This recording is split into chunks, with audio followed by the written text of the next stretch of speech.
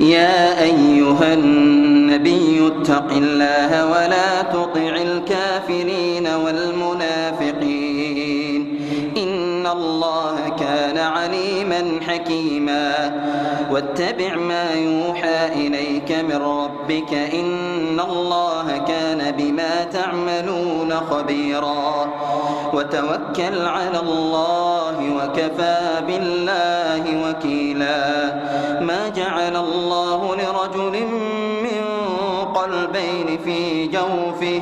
وما جعل أزواجكم اللائي تظاهرون منهن أمهاتكم وما جعل أدعياءكم أبناءكم ذلكم قولكم بأفواهكم والله يقول الحق وهو يهدي السبيل ادعوهم لآبائهم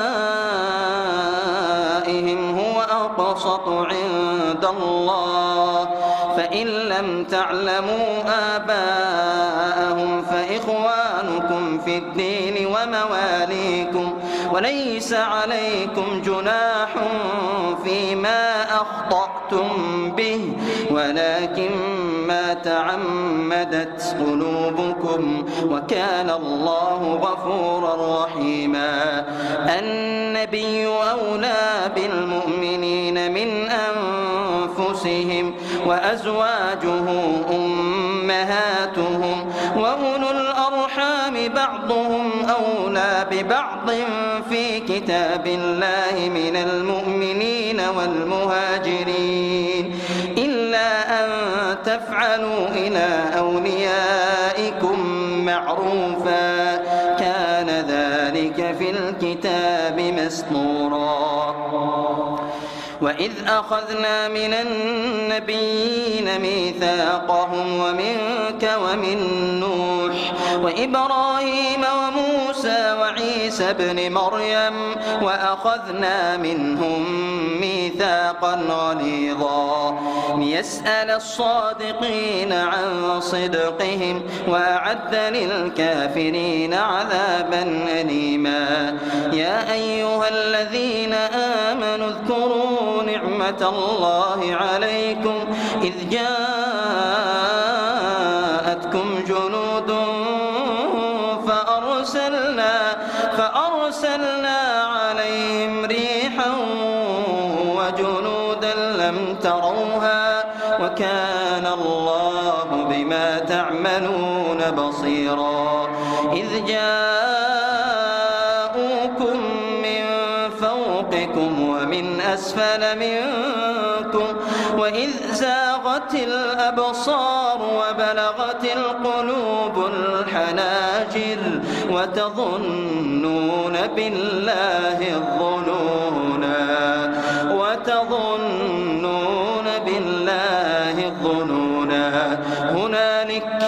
هنالك ابتلي المؤمنون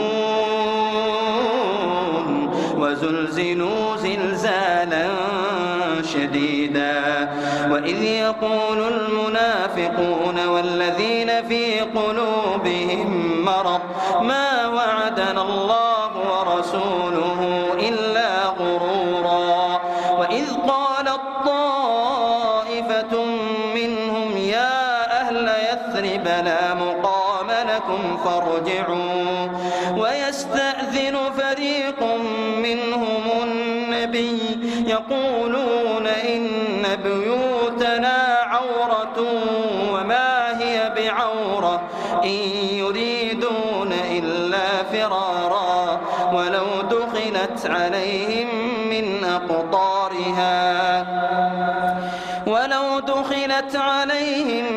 أقطارها ثم سئلوا الفتنة لاتوها وما تلبثوا بها إلا يسيرا ولقد كانوا عاهدوا الله من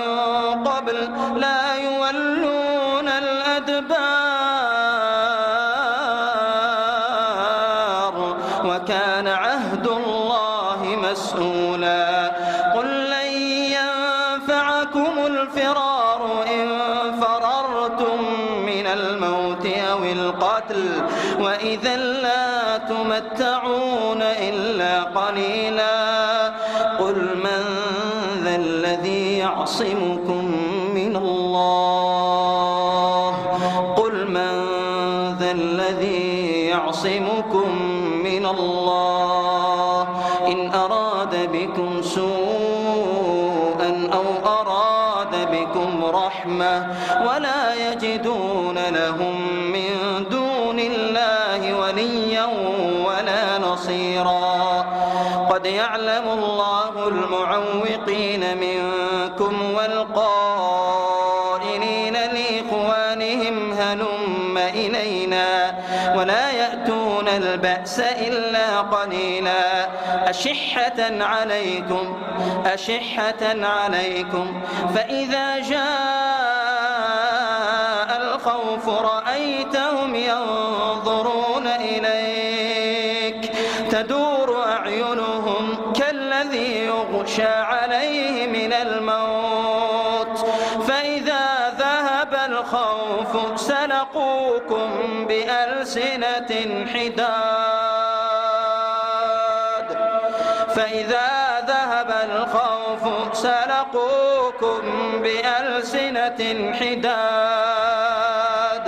أشحة على الخير أولئك لم يؤمنوا فأحبط الله أعمالهم وكان ذلك على الله يسيرا يحسبون الأحزاب لم يذهبوا وإن يأتي الأحزاب يودوا لو أنهم بادون في الأعراب